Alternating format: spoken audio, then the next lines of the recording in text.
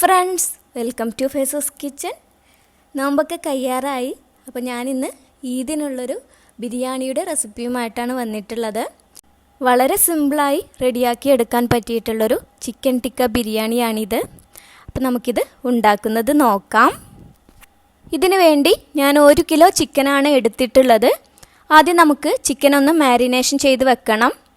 അപ്പോൾ നമുക്കൊരു ബൗളിലേക്ക് 1.5 ടീസ്പൂൺ മുളക് പൊടി, 1 ടീസ്പൂൺ കുരുമുളക് പൊടി, 2 ടീസ്പൂൺ ഇഞ്ചി വെളുത്തുള്ളി പേസ്റ്റ്, ആവശ്യത്തിനുള്ള ഉപ്പ്, 4 table spoon vinegar, 2 table spoon oil, പിന്നെ നല്ലൊരു കളർ കിട്ടാനായിട്ട് ഒരു 1/4 ടീസ്പൂൺ റെഡ് ഫുഡ് കളർ ചേർത്ത് കൊടുക്കുന്നുണ്ട്. ഇത് ഓപ്ഷണലാണ്, വേണമെങ്കിൽ ചേർത്ത് കൊടുത്താൽ മതി. നമുക്കിത് മിക്സ് ചെയ്ത ശേഷം ഇതിലേക്ക് ചിക്കൻ ഇട്ട് മിക്സ് ചെയ്യാം.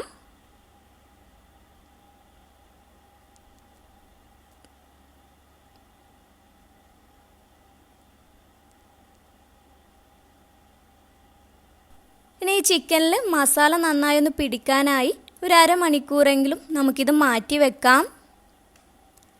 അതിനുശേഷം നമുക്കിത് പാനിലേക്കിട്ട് വേവിച്ചെടുക്കണം. അപ്പോൾ ചിക്കന് വേവിച്ചെടുക്കുമ്പോൾ നമ്മൾ വെള്ളമൊന്നും ചേർക്കണ്ട. ചിക്കൻ വേവുമ്പോൾ വെള്ളം അതിൽ നിന്ന് തന്നെ വന്നോളും. അപ്പോൾ നമുക്കിതൊന്ന് അടച്ചു വെച്ച് ലോ ഫ്ലെയിമിൽ വേവിച്ചെടുക്കാം. ഇടയ്ക്കൊന്ന് ശ്രദ്ധിച്ചാൽ മാത്രം മതി. അപ്പോൾ നമ്മുടെ ചിക്കനൊക്കെ നന്നായി വെന്ത് വന്നിട്ടുണ്ട്. ഇതുപോലെ കുറച്ച് വെള്ളമൊക്കെ ഉണ്ടെങ്കിൽ അതൊക്കെ ഒന്ന് ഡ്രൈ ആക്കി എടുക്കണം. ഇനി നമുക്കൊരു ചാർക്കോളിൻ്റെ പീസ് കത്തിച്ചെടുക്കാം. ഇത് നമ്മുടെ ചിക്കൻ ഓഫ് ചെയ്ത ശേഷം ഇതുപോലെ ഒരു ഫോയിൽ പേപ്പർ വെച്ചിട്ട് അതിന് മുകളിലായിട്ട് വെച്ച് കൊടുക്കാം. അതിന് മുകളിൽ ഒരല്പം ഓയിൽ നമ്മൾ ഇതുപോലെ ഒഴിക്കുമ്പോൾ നന്നായിട്ട് പുകഞ്ഞ് കിട്ടും. നമുക്കിത് അടച്ച് ഒരു 15 മിനിറ്റ് വെക്കണം. അപ്പോൾ നല്ലൊരു ഫ്ലേവർ കിട്ടും. അപ്പോൾ ആ സമയം കൊണ്ട് നമുക്കിതിലേക്കുള്ള മസാല റെഡിയാക്കാം. അതിനുവേണ്ടി പാനിലേക്കൊരു 1/2 കപ്പ് ഓയിൽ ഒഴിക്കാം. ഓയിലൊന്ന് ചൂടായി വരുമ്പോൾ 2 മീഡിയം സൈസ് വലിയുള്ളി കട്ട് ചെയ്തത് ഇട്ട് കൊടുത്തിട്ട് ഇതൊരു ബ്രൗൺ കളർ ആകുന്നത് വരെ ഫ്രൈ ചെയ്തെടുക്കണം. ഇനി ഇതിലേക്ക് 2 വലിയ തക്കാളി കട്ട് ചെയ്തത് ഇട്ട് കൊടുക്കാം. പൊടികൾ ചേർക്കാം. 1/2 ടീസ്പൂൺ മഞ്ഞൾപ്പൊടി, 1 ടേബിൾ സ്പൂൺ മല്ലിപ്പൊടി, 1 ടീസ്പൂൺ മുളക് പൊടി, ആവശ്യത്തിനുള്ള ഉപ്പ്.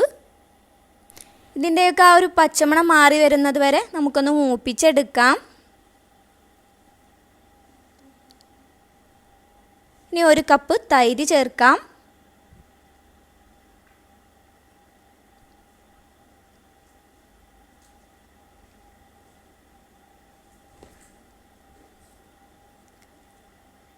നമുക്കിത് കുറച്ച് നേരം ഈ തക്കാളിയൊക്കെ നന്നായി വെന്ത് വരുന്നത് വരെ വേവിച്ചെടുക്കണം. അപ്പോൾ തക്കാളിയൊക്കെ വെന്ത് വന്ന ശേഷം നമുക്കിതിലേക്ക് ചിക്കൻ ഇട്ട് കൊടുക്കാം. ചിക്കനിൽ നിന്ന് നമ്മൾ ആ ചാർക്കോളിൻ്റെ പീസ് മാറ്റിയിട്ടുണ്ട്. ഇത് മാറ്റിയിട്ട് നമുക്ക് ഈ ചിക്കൻ ഇട്ട് നന്നായി ഒന്ന് മിക്സ് ചെയ്തെടുക്കാം. ഇനി നമുക്ക് ഈ ചിക്കനിൽ ഈ മസാല നന്നായി പിടിക്കാനായി ഒരു 10 മിനിറ്റെങ്കിലും ലോ ഫ്ലെയിമിലൊന്ന് വേവിച്ചെടുക്കണം. അപ്പോൾ നമ്മുടെ ചിക്കൻ ഇവിടെ റെഡി ആയിട്ടുണ്ട്. ഇനി നമുക്ക് ഫ്ലെയിം ഓഫ് ചെയ്ത് ഇതിലേക്കുള്ള റൈസ് റെഡിയാക്കി എടുക്കാം. അപ്പോൾ ഞാനൊരു 4 കപ്പ് സെല്ല ബസ്മതി റൈസാണ് എടുത്തിട്ടുള്ളത്. ഇതൊരു അരമണിക്കൂർ കുതിർത്ത് വെച്ചിട്ടുണ്ടായിരുന്നു. ഇനി ഇതിലേക്ക് കുറച്ച് സ്പൈസസ് വേണം. 10 പീസ് ഗ്രാമ്പു, 5 പീസ് ഏലക്ക, ഒരു 2 പീസ് കറുവപ്പട്ട, 1 ടീസ്പൂൺ ചെറിയ ജീരകം, പിന്നെ ഒരു 2 ബേ ലീവ്സ് കൂടി വേണം. അപ്പോൾ ഞാനിതൊരു കോട്ടൻ്റെ ക്ലോത്തിലിട്ട് കെട്ടിയിട്ടാണ് അരിയിലേക്ക് ഇട്ട് കൊടുക്കുന്നത്. അപ്പോൾ അതിനുവേണ്ടി നമുക്ക് നല്ലൊരു കോട്ടൻ്റെ ക്ലോത്ത് എടുക്കാം. അതിലേക്ക് നമ്മുടെ ഈ സ്പൈസസ് ഇട്ടിട്ട് ഒന്ന് കെട്ടി കൊടുക്കണം.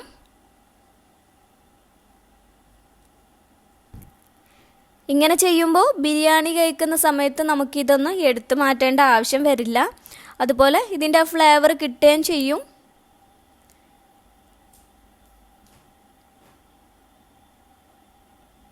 അപ്പോൾ നമുക്കിത് വെള്ളത്തിലേക്ക് ഇട്ട് കൊടുക്കാം. വെള്ളത്തിന് അങ്ങനെ പ്രത്യേകിച്ച് കണക്കൊന്നുമില്ല കേട്ടോ. നമ്മൾ ചോറ് ഇതിൽ നിന്ന് ഊറ്റിയെടുക്കുകയാണ് ചെയ്യുന്നത്.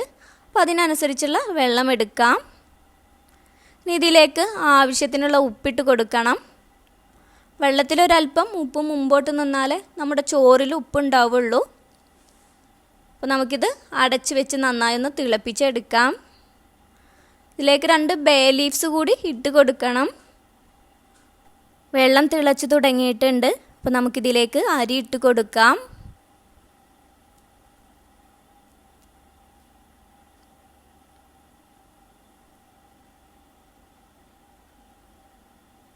നമുക്കിത് അടച്ച് വെച്ച് ഒരു മീഡിയം ഫ്ലെയിമിൽ വേവിച്ചെടുക്കണം.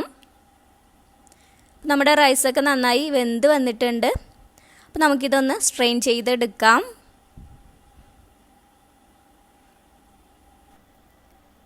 ഒരല്പം വെള്ളം ഇതിന് മുകളിലായിട്ട് ഒഴിക്കാം. അപ്പോൾ അരിയൊക്കെ പരസ്പരം ഒട്ടിപ്പിടിക്കാതെ കിട്ടും. പിന്നെ നമ്മുടെ ആ സ്പൈസസ് കെട്ടിയിട്ട് ഇട്ടിട്ടുണ്ടായിരുന്നല്ലോ, അതൊക്കെ എടുത്തു മാറ്റാം.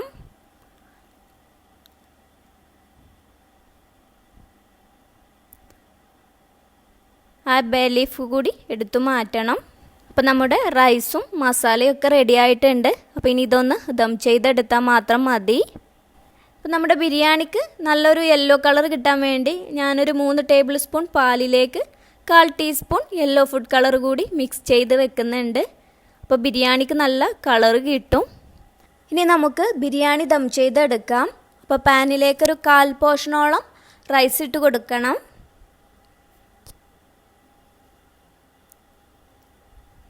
ഇതിന് മുകളിലായി നമ്മൾ മിക്സ് ചെയ്ത് വെച്ചിട്ടുണ്ടായിരുന്ന കളറ് ഒരല്പം ആക്കി കൊടുക്കാം. അതുപോലെ ചിക്കൻ്റെ മസാല,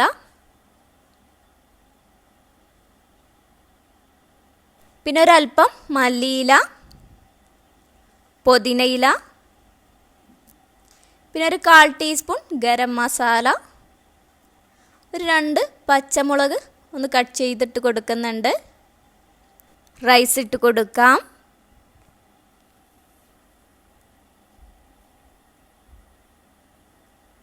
മസാല,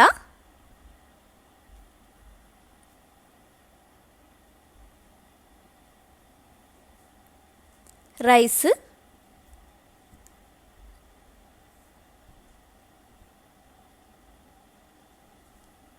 പിന്നെ ഒരല്പം കളറ്, വീണ്ടും ചിക്കൻ്റെ മസാല ഇട്ട് കൊടുക്കാം.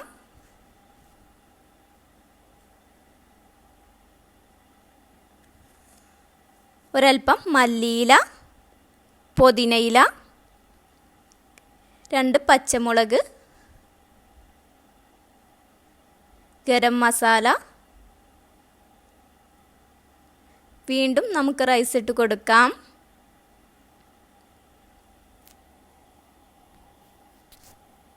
അവസാനം ഒരു ടേബിൾ സ്പൂൺ ബിരിയാണി എസൻസോ അല്ലെങ്കിൽ റോസ് വാട്ടറോ ആക്കി കൊടുക്കാം. അത് നല്ലൊരു ഫ്ലേവറിന് വേണ്ടിയിട്ടാണ്. പിന്നെ ഒരല്പം കളർ കൂടി ആക്കി കൊടുക്കണം. ഇനി നമുക്കിതൊരു ഫോയിൽ പേപ്പർ വെച്ചിട്ട് കവർ ചെയ്യാം. അല്ലെങ്കിൽ നല്ല ടൈറ്റായിട്ടുള്ളൊരു അടപ്പുണ്ടെങ്കിൽ അത് വെച്ച് കൊടുത്താലും മതി. അടച്ച് വെച്ച് ഒരു 15 മിനിറ്റ് ലോ ഫ്ലെയിമിൽ ഇതൊന്ന് കുക്ക് ചെയ്തെടുക്കണം.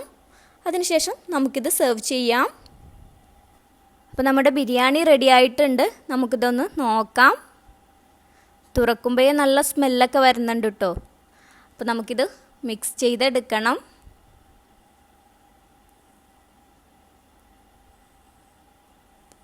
ആ മസാലയും റൈസൊക്കെ നന്നായിട്ടൊന്ന് മിക്സ് ചെയ്ത ശേഷം നമുക്കിത് സെർവ് ചെയ്യാം.